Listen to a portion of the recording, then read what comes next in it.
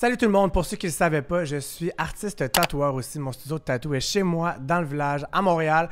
Et mes bookings pour le mois de mars sont présentement ouverts. Il me reste de la place pour le mois de mars en ce moment. Je travaille du mercredi au samedi. Je suis artiste de fine line, de minimaliste. Donc si vous aimez les tatous vraiment délicats avec des lignes fines, c'est ma spécialité. Je fais presque juste ça. Si jamais vous ne savez pas exactement quel projet que vous voulez, je dessine évidemment. Vous pouvez m'envoyer plein de photos d'inspiration. Puis moi, je vais faire un mix de tout ça. Je vais vous faire un design personnalisé. On va se rencontrer, vous allez avoir plusieurs petits nouveaux tatous et en plus, on va avoir du gros fun. Qu'est-ce que tu veux de plus? Donc, pour prendre rendez-vous, vous avez juste à me contacter en message privé sur mon compte de tatou, Rémi Desgagnés Tatou, qui est juste ici. Aussi, si jamais vous voulez juste supporter mon travail, vous pouvez juste aller suivre ma page de tatou. Vous allez pouvoir voir tout ce que je fais aussi sur cette page-là. Un gros merci à ceux qui supportent mon travail depuis maintenant 4 ans. J'apprécie énormément et j'espère vraiment vous rencontrer et faire des beaux tatous sur vous prochainement. À bientôt! Salut tout le monde, bienvenue à une entrevue à cœur ouvert avec les exclus de Big Brother. Et aujourd'hui, nous avons le merveilleux Simon Boulré. Allô Rémi! Comment vas-tu? Ça va super bien. Ouais, tu remets tes émotions? Absolument. Oui, je me suis remis sur les rails rapidement après Big Brother. Ouais, ça t'a déjà recommencé à travailler, tu viens de me dire là. Ouais, l'écriture tout de suite. J'écrivais même un peu dans la maison. Ouais, c'est ça? T'écrivais? J'écrivais déjà un petit peu. Puis même les dernières journées, tu sais, je savais que je partais, fait que j'étais comme déjà en train de me projeter à l'extérieur. Peut-être que c'est ce qui fait en sorte que quand je suis sortie véritablement, les 4 jours qu'on passe à l'hôtel, je fantasmais juste sur mon lit, retrouver la quiétude de mon appartement. Ouais. Et la première nuit passée dans mon lit, ça a été la plus belle depuis 2 mois. C'est sûr. Non, juste partir en vacances, tu t'ennuies de ton lit. Fait qu'imagine, après 1 mois et demi, t'es parti à peu près? 1 mois et demi. Puis moi, tu vois, c'était l'argument. On rencontre toujours une psychologue en amont. Ouais. J'ai nommé, moi, c'est le sommeil qui m'inquiétait dans cette aventure-là. Puis j'avais raison d'être inquiété par ça, parce que c'est ça qui m'a fragilisé. Ouais. J'ai le sommeil assez léger.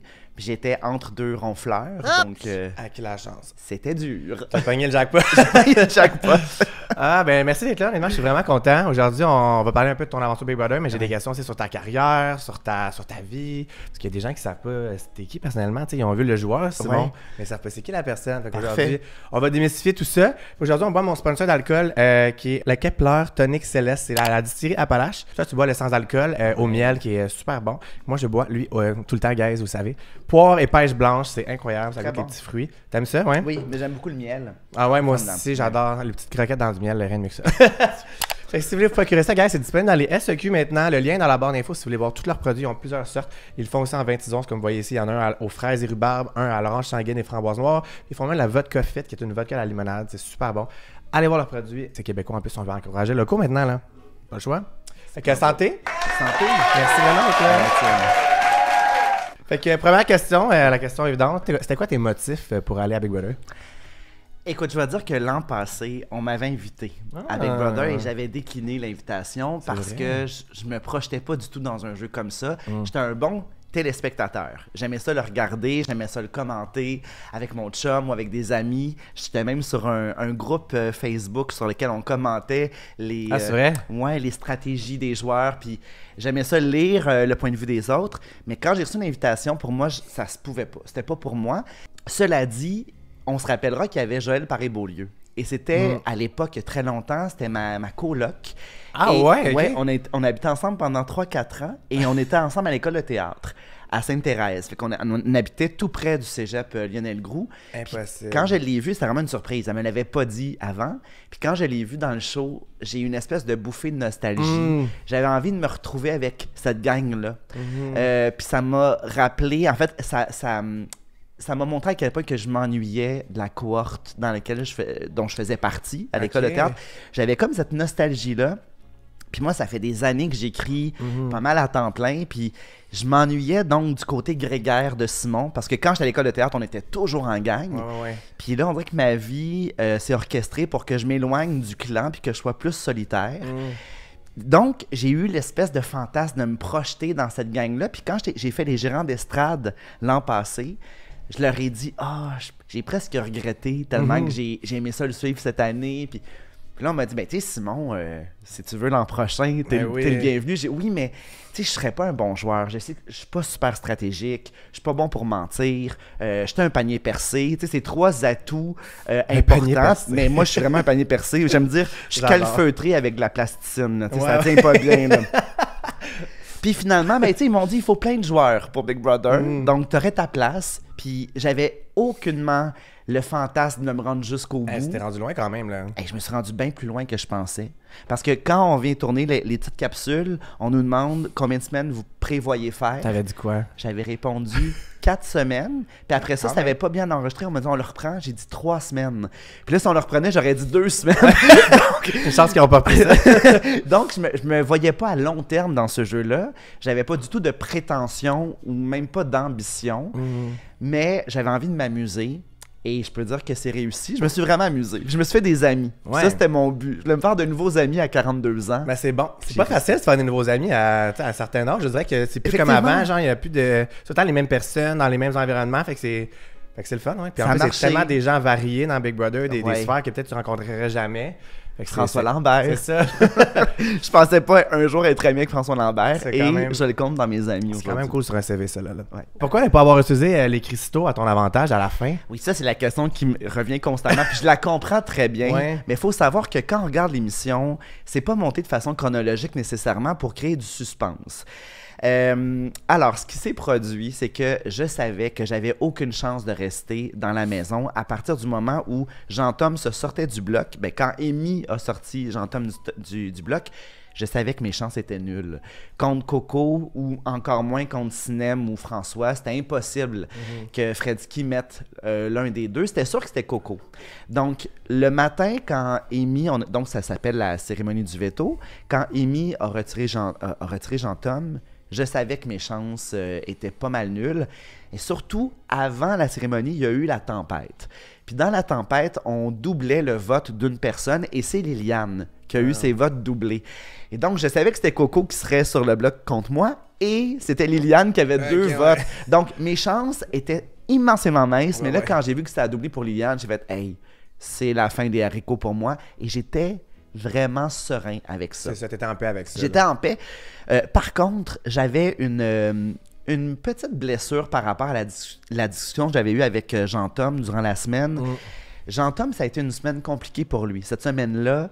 Ouais, j'ai vu ça, t'as dit qu'il avait un peu pété une coche dans une autre entrevue. Oui, il avait pété sa coche. Explique-nous ça pour ceux qui l'ont pas vu, là.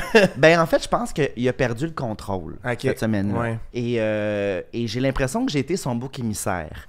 Quand il m'a dit « T'as joué trop fort », puis moi, dans l'extrait qu'on voit, je lui donne raison. C'est dans ma nature. Quand on me reproche quelque chose, je fais amende honorable, puis je dis « je m'excuse, je suis désolé ». Puis rétrospectivement, quand je regarde cette scène-là, ça me fait du mal parce que je suis pas d'accord avec ce que j'ai dit. J'ai donné raison, alors que je considère que j'ai fait ça juste pour être smart, mais je n'étais pas d'accord avec la souplesse que j'avais. Rétrospectivement, je me dis, j'ai vraiment été son bouc émissaire parce que Martin a été coupé de la maison du camping et parce que c'était Fredski la patronne. Puis j'ai comme cristallisé tout ce qui n'allait pas dans le jeu parce que la veille, je l'avais dérouté en affirmant un peu plus, de façon un peu plus frontale mes souhaits. Et François a fait la même chose que moi. Et François, ça s'était passé comme lettre à la poste, mais moi, ça passait pas. Je comprends aujourd'hui, en tout cas, surtout le lendemain, j'ai compris, Jean-Tom, tu ne me connais pas. C'est juste... je pense que c'est surtout ça qu'il me connaissait pas. Il pensait que j'étais toujours un gars passif, très, très doux.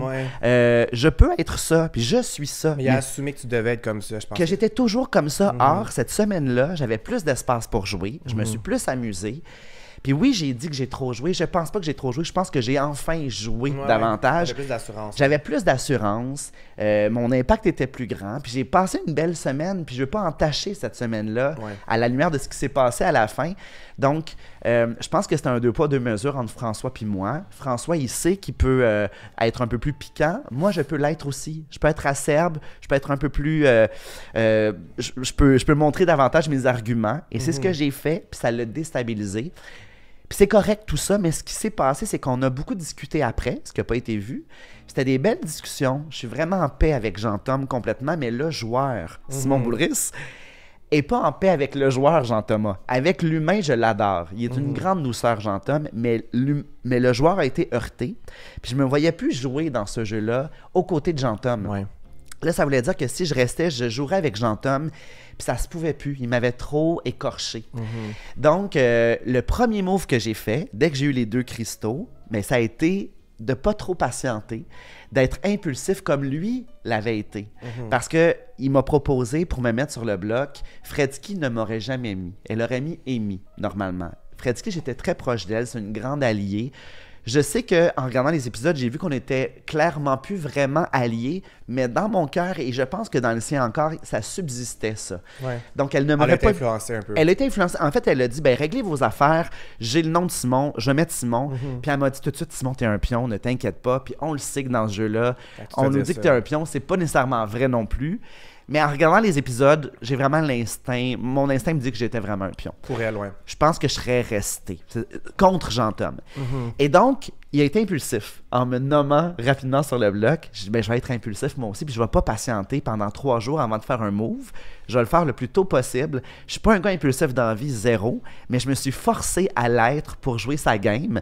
Et donc, j'ai voulu d'abord aider un allié. Je voulais aider Sinem. Sinem, c'était ma meilleure alliée dans le jeu, et donc je voulais lui donner l'immunité. Puis Sinem me dit, Simon, ça serait plus payant que tu... pour ma game et pour celle de Fredsky et de François, tes 3 bons alliés, ça serait mieux que ça soit Jean-Tom que tu mettes sur le bloc. Puis spontanément, pour moi, ça se pouvait pas. Quand j'avais ouvert le parchemin, j'y croyais pas faire ce move-là. Ouais. Puis là, ben, je voyais l'impact réel pour leur jeu à elle et à François. Ça allait des 3, là, ouais. Ben, j'ai fait, ben, écoute, il m'a nui, je pourrais lui nuire. Je me suis dit, c'est un move de joueur. Et je sais que j'ai pas été un joueur incroyable. Je l'ai dit avant même d'arriver que je serais pas stratégique tant que ça, mais j'ai voulu faire un move stratégique pour les gens qui m'avaient mené très, très loin. J'étais très conscient que c'était la fin pour moi, puis j'étais conscient que j'appartenais pas à leur clan, mais sans Sinem, je me serais jamais rendu aussi loin. C'est bien plus Sinem qui m'a aidé dans le jeu que Jean-Tom. Jean-Tom, pendant plusieurs semaines, il me parlait presque plus. Il était toujours avec Fab et j'avais plus accès à lui. Donc, on a perdu le contact à travers les semaines. Donc, ça allait de soi que j'allais aider davantage Sinem que Jean-Tom. Donc, pourquoi j'ai fait ça? Ben, parce que j'ai joué très vite. Parce que je savais que je partais. Puis, in extremis, on parle de 3 jours plus tard, la maison a presque basculé. Jean-Tom voulait me garder, c'était mieux pour son jeu. Mais là, il était vraiment trop tard, puis je savais que j'avais... Mais là, je l'avais déjà compté à Coco, ce que j'avais fait. Comme quoi, c'était comme un peu kamikaze. Quand j'ai dit à Coco, c'est que c'était clair que je partais. Mais là, quand on regarde le montage, on fait, mais voyons, pourquoi il a fait ça? Pourquoi? Oui. Non, moi, je comprenais quand même, tu sais. Ouais. Dans toute la game, tu as été quand même genre low profile. Puis tu savais que tu partais, tu n'avais plus rien à perdre, puis tu pouvais aider 3 de tes alliés qui sont tes amis. Ouais, j'aurais fait la même chose. Plein de monde aurait fait ça. Les gens sont juste outrés parce qu'ils aiment beaucoup Jean-Tom, le joueur, fait que c'est comme... Mais côté game... T'as l'opportunité de faire ça, puis tu t'en vas, pourquoi pas? Exactement, pourquoi j'ai l'opportunité. C'est ça le jeu. On donne les cristaux. J'entends des gens comme Joël de Survivor qui dit « C'est pas juste de faire ça. » Mais pourquoi ils nous le proposent si c'est pas juste? Le jeu propose... C'est ça la game. C'est des twists. Puis c'est bouleverser le jeu de quelqu'un. Mais j'ai eu la chance... Il m'a vraiment bouleversé, Jean-Tom. Donc, j'ai eu la chance de lui remettre la monnaie de sa pièce. Œil pour œil, comme ils disent. Hein? Et quand il va sortir, je vais être très heureux de lui jaser. D'ailleurs, même... Avant de quitter, j'ai tout raconté ça. Jean-Tom savait ce que j'avais fait. Avant de quitter, j'ai voulu mettre 4 sur table, puis on s'entend très, très bien. Là. C'est un move de joueur. C'est le joueur à joueur. C'est pas une attaque personnelle. Parce qu'on est capable de faire la différence. Puis, qui que tu penses qui va partir entre lui et Amy ce dimanche? Hein? Ben aujourd'hui, parce que là, la vidéo sort dimanche. Oui, écoute... C'est tête, hein? Moi aussi, je suis genre... C'est très tête. Moi, je pense que mon instinct me dit que c'est Jean-Tom qui va quitter, mais qui va faire la rédemption et qui va rester. J'ai vraiment l'impression que cette semaine-là sera une semaine où tout va se réorchestrer à partir de ce qui aurait été fait, mais je pense vraiment que la rédemption... est plutôt facile. Surtout que Jean-Tom l'a déjà fait, afficher ses couleurs. Il l'a fait, il sait ce que ça représente.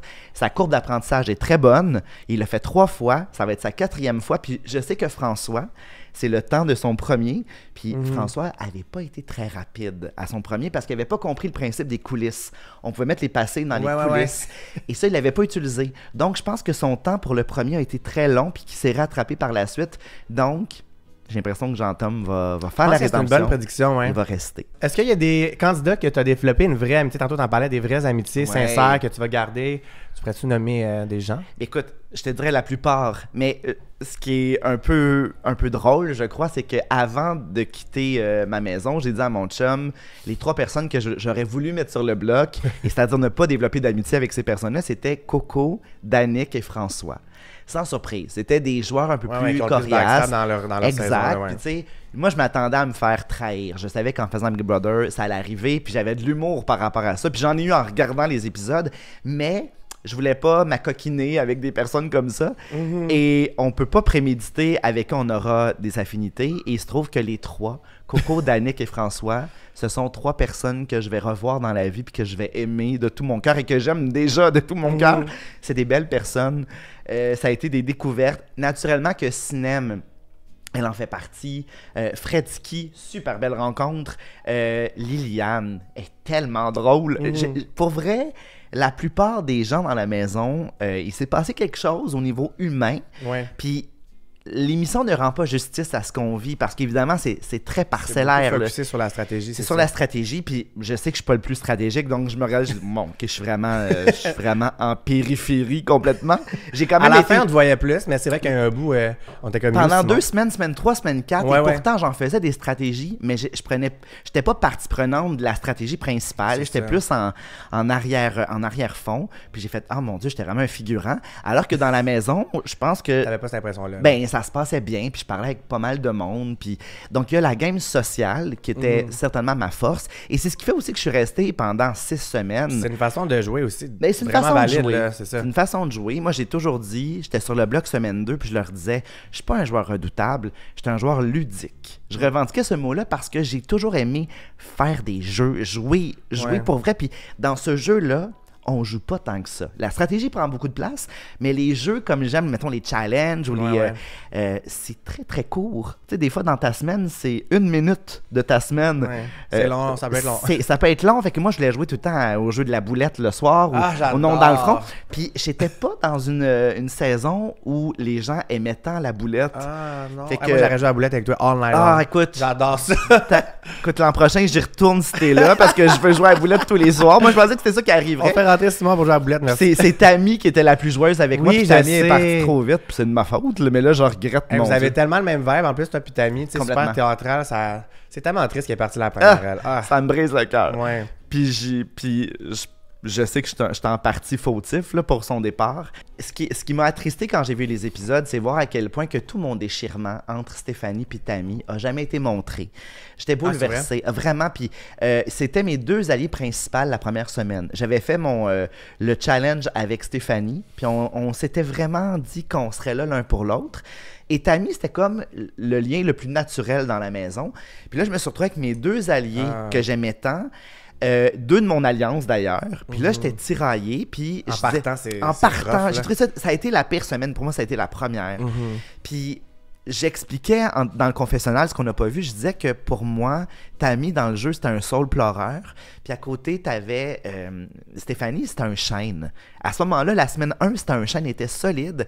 Puis Tammy, c'était comme un sprint pour elle. Elle en a fait beaucoup. Elle a fait beaucoup d'erreurs. Puis quand Martin me les mettait sous le nez, je reconnaissais qu'elle n'avait pas toujours bien joué. Malgré tout l'amour que j'avais pour Tammy, je vais ah, c'est vrai. Puis là, pas François, mais Martin, Jean-Tom se sont glissés dans ma tête, puis finalement, j'ai fini par évincer. J'ai voté pour évincer Tammy, qui était peut-être la personne avec qui j'avais le plus d'affinité dans la maison, mais je voulais, pour moi, c'était mieux pour ma game, pour plaire au papa, parce que Jean-Tom puis Martin, c'était pas mal les papas de l'Alliance. Je voulais pas leur déplaire. Puis après ça, je suis sorti de ça. Mais la première semaine, je voulais... La première semaine, t'as comme... Elle avait fait plus d'erreurs que Stéphanie la semaine 1, Tammy. Exact. Je veux pas. Et le pitch de Stéphanie était impeccable aussi. Donc, sa campagne était tellement bonne. Mais j'ai voulu appeler Tammy. Quand je suis sorti, quand j'ai écouté la première semaine, j'ai dit faut que j'appelle Tammy. On ne comprend pas pourquoi je ne vote pas pour la garder. Ça s'est bien passé l'appel? Vraiment. Formidable. Oui, super en paix avec ça. Elle est en paix. Aussi, ça fait... Moi, je venais de sortir, mais elle, ça fait déjà 1 mois et 1 semaine qu'elle n'est plus dans le jeu. Donc, évidemment, qu'elle était rendue ailleurs. Mais... elle avait quand même... La question subsistait, pourquoi tu m'as pas gardé? Moi, on était tellement proches. Ça a été un coup de surprise pour elle. Mais je pense qu'elle a compris Ben, en tout cas, je y en reparlerai, puis on sera amis dans la vie, Tammy et moi, puis j'aurai le loisir d'y répéter. Comment tu vis les commentaires sur les réseaux sociaux? Est-ce que tu lis un peu sur les réseaux sociaux ce qui se passe ou pas vraiment? Oui puis non. Normalement, j'y lisais plus qu'avant. Okay. Et là, ce qui se passe, c'est que comme ça fait 1 mois et demi que je suis plus sur les réseaux sociaux, c'est comme une désintox. Je me suis déprogrammé. Puis moi, j'avais besoin de ça dans la vie. C'était une des affaires qui me séduisait, de me dire que moi, je répondais toujours vite aux gens qui m'écrivaient. Puis là, je sais que le nouveau Simon ne sera pas comme ça. Je n'ai plus envie de répondre rapidement. J'ai plus envie d'être tributaire de ça. D'ailleurs, normalement, je l'ai tout le temps avec moi, puis je l'ai laissé dans ton entrée. C'est bon. Ça dit à quel point que je vais prendre mes distances par rapport au cellulaire. Et donc, ça veut aussi dire je vais être cohérent. Et j'ai pas vraiment lu. J'en ai lu quelques-uns, puis je vois que ça a polarisé ma décision, puis je comprends, je m'y attendais. Mais je pense que je suis plus que ce jeu-là. Tu sais, c'est un coup de... Tu sais, c'est un impact important que ça a eu, ce geste-là. Puis pour moi, c'est un coup de joueur. Fait que moi, je suis en paix avec ma décision. Mais c'est pas dit, il y a des gens qui m'ont dit, oui, mais c'est quand même de votre part. Je recevais beaucoup ça, de votre part. C'est un coup qui est plutôt méchant. Et ça m'étonne de vous, cette méchanceté-là. Il y a même une lectrice qui m'a dit, je vais brûler vos livres. Bon, et alors brûler mes livres, si le cœur vous en dit. C'est ça, mais... au moins, ils les ont achetés, regarde. Bon, j'ai fait mes droits d'auteur. mais je reviens à ça, c'est un jeu. Ouais, puis j'ai joué ce qu'on me proposait pour aider les gens dont j'étais le plus proche. Tu l'as bien expliqué tantôt aussi. Exactement. Là, donc, moi, je suis en paix. Puis peut-être que dans 1 an, je repensais à ce que j'ai fait, puis je vais peut-être le regretter. Je pense pas. Mais je crois pas. Parce que je trouve que j'ai été sage. Quand j'ai regardé, j'ai fait « Oh mon Dieu, il me semble que mon impact était tellement petit. Heureusement que j'ai fait un move en sortant. » Pour vrai, ouais. Je suis d'accord, on va se rappeler de ce move-là. Peut-être que si t'aurais pas fait ça, ça aurait été moins mémorable ton jeu. T'as fait un coup d'éclat en partant. Puis c'est le joueur au joueur, c'est pas personnel. Je suis sûr que même Jean-Tom va être le premier à rire après. Je pense que oui. D'ailleurs, en sortant, quand on s'est parlé, j'avais l'impression que qu'il comprenait. Il comprenait. J'ai dit, tu m'as tellement fragilisé en faisant ça, puis t'as tellement été impulsif que j'ai voulu te rendre la monnaie de ta pièce, puis il comprenait. Tu lui as parlé quand, ça? La veille au soir, avant de quitter. Je savais que, tu sais, c'était... que Coco l'avait dit. Je l'ai vu dans le visage de Jean-Tom, comment il est devenu sombre d'un coup. Et Amy qui arrêtait pas de dire « Hey, j'aimerais ça voir tes 2 cristaux côte à côte. » Hey, laisse faire là. Come on, voir mes 2 cristaux côte à côte. Ok, c'est clair que tu le sais que je l'ai déjà fait. C'est Coco qui a parlé. C'est incarné, Zatémi, on l'aime. Dernière question sur Big Brother. C'est quoi ta prédiction du top 3 et la prédiction du gagnant-gagnante?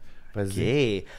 Top 3, j'ai l'impression que Liliane et Sinem vont se rendre très très loin. Et peut-être avec elle, peut-être un François ou peut-être même une Fredski. Coco, je pense pas que ça se peut. Fab, j'y crois pas vraiment. Jean-Tom non plus. Mon instinct me dirait que ce trio-là se pourrait. François, Sinem et Liliane. Et j'ai l'impression que Sinem pourrait amener Liliane, possiblement. Ouais. Parce que François, il a été immensément aimé. Contrairement à la saison 1. Ouais, mais là, c'est un millionnaire, tu sais, puis est-ce que tu penses que les gens voteraient pour ça, non? Tu sais, faire gagner un millionnaire, il a été comme... adoré dans la saison, vraiment. Il a été plus aimé dans la maison que Jean-Tom, par exemple. Peut-être que de l'extérieur, on reçoit pas ça. Mais dans la maison, c'est ça, François, l'atout de François, puis c'est un grand atout, c'est qu'il n'est jamais paternaliste. Et c'était une saison de filles. Il y avait plus de filles que de gars. Et les filles ont beaucoup mené... En tout cas, pour moi, j'étais plus allié avec des filles. Et elles sont très fortes. Sinem, elle est vraiment impressionnante. Il y en a aussi Coco. Donc, les filles sont... Fredski, cette année, est comme en feu. Elle tire dans plein de directions. C'est fou, là. Son jeu cette année, Son jeu, c'est quelque chose. Donc, je me dis, François, c'est vraiment one of the girls cette saison-ci. Puis je pense que il y a vraiment un bon CV. Il y a vraiment un bon CV. Liliane aussi a un super beau CV, mais j'ai l'impression que ça pourrait être soit Sinem Liliane ou soit Sinem François. Et j'ai l'impression que Sinem pourrait gagner. Ah, ok. Ouais. J'ai l'impression qu'elle a... Elle mériterait en tout cas. Elle mériterait. Moi, je trouve que son plus grand atout, je l'ai dit beaucoup en entrevue, mais je le crois, c'est sa tête froide. Elle a vraiment la tête froide. Et quand elle a évincé Danick, elle était très fière de son coup. Elle était solide. Puis... Vraiment. Moi, quand quelqu'un quittait chaque semaine, je me liquéfiais. C'était comme, à chaque fois, je trouvais ça dur. Puis elle avait tellement la tête froide que je l'admirais parce que ce n'est pas fin. Elle est comme ça pour vrai. Elle a la tête froide et c'est un atout dans ce jeu-là. Vraiment. De détacher tes émotions elle est détachée, puis en même temps, c'est une vraie joueuse parce qu'elle trouve ça drôle. Ouais. Donc, mais it's a game, puis elle a vraiment it's a compris. game. C'est ça. Puis moi, j'étais plus payant pour elle. Puis elle m'a évincé, puis elle m'a dit, tu vas voir, je vais dire des choses, j'ai des choses pas fines à ton égard. Puis tu sais à quel point que je t'aime de façon inconditionnelle. Mais tu vas voir, j'ai été dur, puis j'ai fait, oh, mon Dieu, elle a menti une couple de fois à mon sujet. Puis je trouvais ça drôle parce que c'est cinéma. Elle est prête à tout. Je trouve ça quand même respectueux ce qu'elle fait. Ouais, je c'est trouve ça. que Elle se salit pas trop les mains non plus. parce qu'elle est authentique. On dirait, je trouve, oui, parfois, c'est pas tout le temps droit, mais elle est tellement authentique quand elle triche puis quand elle ment que c'est drôle puis que c'est le fun. Je suis d'accord, elle a la bonne limite. Ouais. Tu sais, elle est pas dans le disrespect, là. Je suis vraiment d'accord avec ce que tu dis. Ouais, là, on a fini pour Big Brother. Oh. Je pense que t'as fait le tour, toi aussi, sûrement dans tes entrevues. Mais, tu sais, j'ai fait le tour dans les entrevues, mais, tu sais, ça aura été pour moi une super belle expérience. Ben oui. Parce que j'aurais jamais pensé faire ça dans la vie. Je sais que je suis pas le profil type. Puis je trouve ça le fun qu'il y a plein de joueurs différents. Puis que je me sois rendu jusqu'au jury. C'est quand même fou. Je vais être dans le jury. Vraiment. Je trouve ça bien drôle. M'en amusé. Ben oui, vraiment. Combien de livres t'as lu pendant Big Brother? J'ai lu 22 ou 23. Arrête! Ouais, en 43 jours. Oh my God! OK. Ouais, mais c'est tellement long là-bas, les gens, ils voient une... Pour vrai, vous comprenez même pas à quel point. pas le temps libre qui nous est alloué. Puis ça, c'était d'ailleurs un critère où les gens avaient des doléances. Mon Dieu, qu'il lit tellement beaucoup.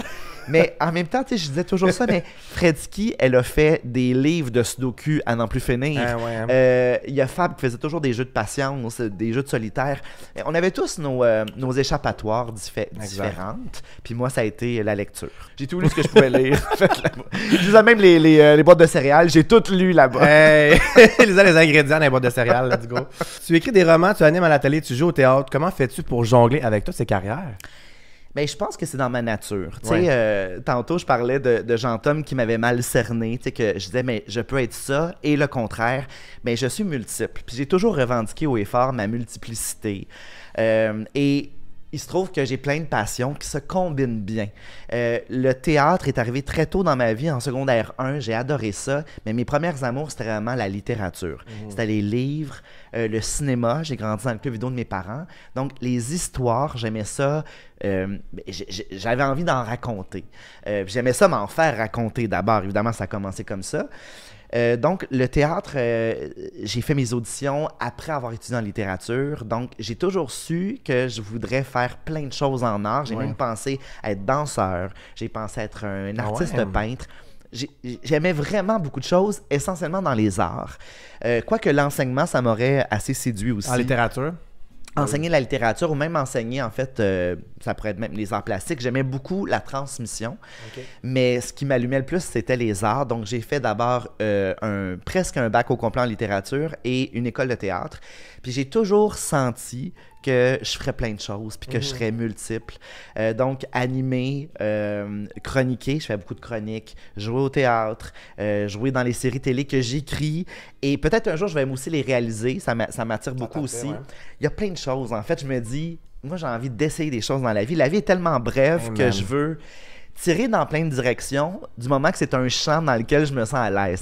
C'est pas, je fais pas non plus une chose et son contraire tant que ça, là. C'est que tout ça, c'est des vases communicants pour moi, mais je jongle bien avec tout ça parce que mon cœur est capable d'aller là. Oui, mon cœur se divise dans tout ça, tu sais. Non, je comprends vraiment, je suis pareil. Puis pourquoi s'arrêter à une corde à notre temps? Exact. Moi, mon idole, très tôt dans la vie, ça a été Jean Cocteau.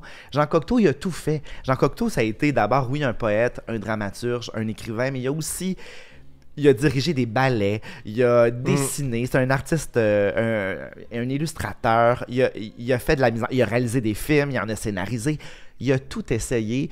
Puis je pense pas qu'il était génial dans tout, mais il y avait quelque chose de génial, Cocteau. Et il fonçait dans plein de domaines différents. Juste ça, pour moi, ça va être génial. Exact. Puis il a dit une phrase qui a changé ma vie. Il avait dit « Ce que le public te reproche, cultive-le. C'est toi. » Puis j'ai toujours senti que ce qu'on me reprochait deviendrait ma force. Puis je l'utilise beaucoup. J'utilise toutes mes failles dans l'écriture, dans la création. Puis peut-être même à Big Brother, j'ai utilisé beaucoup mes failles. Ben oui. J'étais pas un joueur redoutable, puis je me suis rendu quand même pas mal loin avec le peu que j'ai à offrir dans un jeu comme ça. Mais tu sais, tu savais du fait que justement, t'étais pas un joueur redoutable comme argument, fait que tu savais de ta faiblesse comme argument. Puis tu t'es rendu loin, là. T'as vraiment quelque chose à être fier avec ça. Absolument. De tous les projets que t'as amenés, c'est quoi qui te rend le plus fier? Un livre, une pièce? C'est drôle parce que dans la maison de Big Brother, on s'est posé cette question-là. Il y a des soirs où on s'interviewait. On était, surtout la semaine où on était scindés en deux, on n'était pas tant, on était 6 dans la maison principale. Puis on a fait un tour de table. De quoi êtes-vous le plus fier dans votre carrière?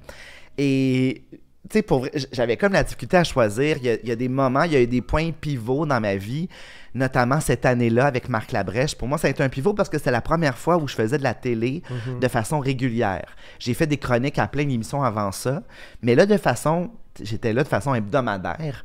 Puis travailler avec Marc Labrèche, ça m'attirait beaucoup. Puis à l'audition, je me disais, mon Dieu, c'est pour moi. C'est parler d'art, parler d'œuvres marquantes. Puis moi, j'aime le côté historique, mais j'aime surtout faire un pont avec l'actualité. Puis c'était ça, le show. Fait que j'étais vraiment comme un poisson dans l'eau dans ce show-là qui a duré 5 ans. Donc ça a été une source de fierté d'avoir cette opportunité-là, puis être avec cette gang-là, dont Émilie Perrault, qui est devenue pas mal ma meilleure amie. Là, donc ça a été des rencontres déterminantes. Au niveau de la littérature, c'est sûr que le premier livre publié, c'est impressionnant. Puis moi, j'ai publié 3 livres la même semaine pour mes débuts. Ça a été une pièce de théâtre, un roman, puis un recueil de poésie. Let's go. Je trouve que j'étais déjà écartelé entre des genres différents. Donc, mon arrivée dans le monde littéraire en 2009, il a été important pour moi, ça aussi.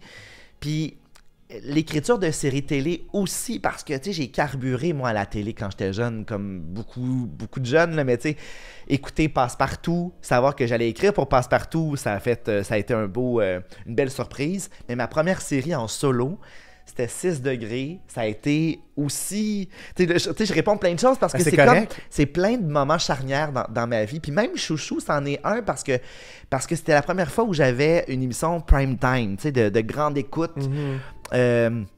Et c'était grisant de se dire, mon Dieu, là, c'est une série pour adultes, série lourde. On m'a fait confiance à ce point-là. Donc, je dirais que j'en ai eu comme plein de moments, des moments charnières qui m'ont rendu fier parce que j'ai pas tant d'ambition dans la vie, moi. Je suis quelqu'un... Non, je suis pas... J'en avais beaucoup quand j'étais jeune, puis on dirait que... T'as tellement fait de choses, c'est fou. Mais les choses m'arrivent, on dirait, je suis chanceux. Les choses m'arrivent beaucoup. T'as créé ta chance, là. T'es pas juste chanceux de travailler fort. Je suis un travaillant. Sortir 3 choses en même temps, I'm sorry, là. T'as pas été chanceux, là. T'as travaillé. Je suis un travaillant. T'as bien placé tes trucs aussi, là. Je suis un travaillant, puis... Ben, c'est ça. Les choses arrivent parfois, puis... Tu sais, ça a été long avant que les choses déboulent. Dans mon cas, j'habitais avec Eve Landry longtemps, puis pendant 3 ans, on sortait de l'école de théâtre, puis on travaillait peu, là. Moi, j'avais des petits contrats. Eve, pas du tout, puis on se disait, hey, ça va-tu déclencher un jour? Puis ça a fonctionné pour nous deux, mais ça a été long. Mais j'ai l'impression que ces années-là où j'étais déjà très bûcheur, là. Je travaillais fort, je partais plein de projets. Je faisais très peu d'argent, mais j'étais super heureux. Je faisais la chose qui me rendait le plus heureux. C'est vraiment ça le plus important, honnêtement. Exact. Mais j'aime ça que ta réponse est cohérente avec ce que tu as dit tantôt quand tu disais que tu faisais plein de sphères puis qui te rendaient toutes fières égales. Ouais. Puis tu vois, le projet le plus fier, t'as nommé Everything. Mais un peu de tout. Mais ça fait du sens. Ouais. Je trouve ça cohérent, je trouve ça le fun. Si tu devais choisir un seul livre à recommander à quelqu'un qui te connaît pas, ça serait lequel et pourquoi? C'est une bonne question. Je te dirais possiblement Pleurer au fond des mascottes parce que c'est une autofiction, mais il y a beaucoup de vérité là-dedans, puis je pense que pour me connaître, c'est vraiment, je débusque mon ADN, parce que je raconte à quel point je suis un gars infiniment solitaire, voire même sauvage. Je parle de ma sauvagerie. Okay. Puis quand le théâtre est rentré dans ma vie en secondaire 1, ça a modifié mon ADN. Je suis devenu beaucoup plus grégaire. Je m'intéressais aux autres, puis j'ai l'impression que c'est le théâtre qui m'a permis de rentrer en communion avec les autres. Moi, j'avais très peu d'amis dans la vie. J'étais pas doué en amitié. Je pense que je suis toujours pas doué, mais j'ai appris sur le tas, puis en étant complètement moi-même, puis des fois ça peut charmer en amitié la sincérité. Vraiment. Mais je suis pas doué en amitié. C'est pas quelque chose que j'ai cultivé dans ma vie. Okay. J'ai cultivé ma solitude, au contraire. Et donc, Pleurer au fond des mascottes, c'est l'arrivée du théâtre dans ma vie, comment ça m'a connecté aux autres. Puis je raconte à travers ça des moments, mon arrivée à l'école de théâtre, mais aussi mes contrats de mascotte. Parce que ce que je trouve fascinant avec les mascottes, c'est qu'on voit la vie par le sourire. Parce que les yeux, évidemment, c'est des faux yeux. Puis c'est comme un miroir sans teint. Là. On a une espèce de screen. On a un écran dans lequel il y a un tissu hyper dense où d'un côté, on ne voit pas. Mais nous, de l'intérieur, évidemment, on voit à travers le sourire. Puis j'aimais cette... parce que je sais que je souris beaucoup dans la vie, puis c'est presque un trademark qu'on m'a dit, mais le sourire, il est sincère. Le masque ne ment pas, mais le masque ne dit pas tout. C'était un peu le défi que j'avais avec ce roman-là. Je voulais, ce roman ou ce récit-là, j'avais envie de dire que le sourire que j'arbore, il est sincère. J'ai un élan dans la vie, puis j'ai une joie. Je suis vraiment dans la joie. Mais il y a beaucoup de tristesse aussi. J'avais envie justement d'arracher une couche de tapisserie. Tu sais, qu'il y a comme plein de couches. Moi, j'aime la succession d'époques. Quand on arrache une tapisserie dans une vieille maison, puis qu'on voit toutes les couches successives. Je pense qu'on est comme ça. On est comme des palimpsestes où on a plein de couches. Puis j'avais envie de dépasser ce sourire-là. Dire qu'il est sincère, mais il y a tant de solitude. Il y a tellement de choses en arrière, Exact. Donc, je pense que ce roman-là ou ce livre-là me ressemble beaucoup puis me révèle beaucoup. Hey, je vais aller me l'acheter, mon Dieu, tu m'as convaincu. J'espère que vous aussi. Du moment que tu ne le brûles pas après. Non, je ne brûlerai jamais ça. Hey, parce que j'étais pas fin avec Jean-Tom. Mais pour vrai, si tu vois les commentaires des fois, moi je fais des entrevues d'Occupation 2, puis ce que les gens peuvent dire, là, c'est comme, guys, allez prendre un 2 dehors, ça va bien aller. C'est le Far West. C'est ça. Mais ça révèle à quel point que les gens prennent ça tellement à cœur. C'est comme plus à cœur que nous. Moi, je fais... c'est toujours ça, les gens sont encore plus frustrés que la propre personne qui vit dans l'aventure. C'est comme... Ça va aller, gars. Moi, je suis déjà dans autre chose. Je trouve ça drôle à quel point. Ah oui, mon Dieu, mais OK. Je serais ça pour certaines personnes. Le gars qui a trahi Jean-Tom. D'accord. Je suis un traître. Si tu devais écrire... Regarde, je me suis gâté ces questions. Si tu devais écrire une comédie romantique inspirée de ta propre vie amoureuse, quel en serait le synopsis? Écoute, tu sais, j'ai déjà écrit une histoire qui s'appelait Géocaliser l'amour, qui était un roman où je racontais le désarroi des applications de rencontres. On est loin de la comédie romantique classique, mais j'ai quand même connu mon chum sur les applications de rencontres. Pour vrai? Oui. Pas Grindr? Tinder. Ah, ok, c'est déjà mieux. Quoi que je pense que sur Grindr, c'est possible aussi, oui, mais mon chum n'était pas là-dessus. Il était sur Tinder. Puis ça a été une histoire très, très tendre. Écoute, je suis arrivé chez lui, puis là, il pleuvait, puis la première phrase que j'ai dite, c'est « Est-ce que je peux mettre mes bas dans ta sécheuse? » Parce que j'étais tout trempe. Puis moi, j'ai mon deuxième orteil qui dépasse, tu sais, qui est plus long que mon gros orteil. Puis donc, puis j'avais comme deux petits fuck you, parce que mes deuxièmes orteils avaient perforé mes bas. J'ai comme deux petits fuck you de bas. Puis ça a comme, tu sais, je pense que... Ça grippait déjà à ce gars-là, genre. Exact. En tout cas, je pense que ça l'a charmé. Ça a commencé comme ça. Puis tu vois, dans cette comédie romantique-là, il y aurait peut-être le geste magnifique qu'a fait mon chum pendant que j'étais à Big Brother. Il m'a fait un journal de bord de sa solitude sans moi. Puis il dit, c'est pas l'absence le plus dur, c'est le silence, parce que on parle beaucoup ensemble, on est très complices, on regarde des choses qu'on aime tous les deux, on est vraiment en symbiose. Puis il avait perdu ça. C'est cute qu'il a fait un journal de bord. Il a fait un journal de bord de tout ce qu'il savait ce qui m'intéresserait dans l'actualité, tu sais, avec les décès ou avec les... Mais aussi, mettons, Marine Orsini a sorti un album. What? C'était comme plein... Il m'a comme vraiment décrit les choses qui pourraient m'intéresser au niveau littéraire, entre autres. C'est tellement cute. Puis il a écrit, parce que je venais de faire mes photos de passeport pour faire mon passeport pendant... il s'en occupait pendant mon absence. Puis il a commencé en disant, juste la vue de tes photos me donne envie de pleurer sur la table. Parce qu'on parle pas assez de la solitude de l'autre. Quand nous, on fait ça, nous, on est accompagnés, puis on a l'impression qu'on vit quelque chose de grand. Mais les chums et les blondes, c'est tough. Et j'en ai parlé avec... Écoute, j'ai appelé cette semaine le chum de Cinem. Parce que j'étais très proche de Cinem. Puis elle me dit, j'aimerais ça que tu appelles mon chum pour qu'il comprenne comment ça se passe dans la maison. Puis lui, il voulait savoir. Il dit, moi, je trouve ça dur. Je trouve ça plus dur pour moi que pour elle, je pense. Puis j'ai compris que mon chum, c'était ça aussi. Oui, ils ont tellement pas de divertissement. Ils overthink tout, là. Ils sont tout le temps en train de s'en faire pour nous. Puis, tu sais, moi, je mange beaucoup. Je me fais souvent du chili, tu sais, puis avec des haricots. Puis là, il a dit juste la petite poudre de chili, ça l'émouvait de voir ma petite... Comment vous êtes cute, mais je pense que, tu sais, ces petits détails-là, pour moi, tu sais, les comédies romantiques, ce qu'on aime, c'est les détails quand on se reconnaît dans la délicatesse. C'est penser à l'autre, c'est d'avoir une pensée, puis d'avoir une tendresse. Donc, puis moi, j'étais un fervent tendre dans la vie, là. Je suis pour la tendresse, puis mon chum, il est rempli de tendresse à mon endroit. C'est mon ancrage, c'est mon socle. Il est toujours là pour moi. Ça fait combien de temps que vous êtes ensemble? Ça va faire 8 ans. C'est fou. C'est dans les petits gestes, les petites attentions, tu sais, qu'il a pensé à toi avec la petite poudre de chili. Ça, je trouve ça encore plus cute que, mettons, juste dire je t'aime ou une grosse déclaration d'amour. Exactement. Juste qu'elle ait pensé à faire, juste le journal de bord, surtout toi qui es comme auteur.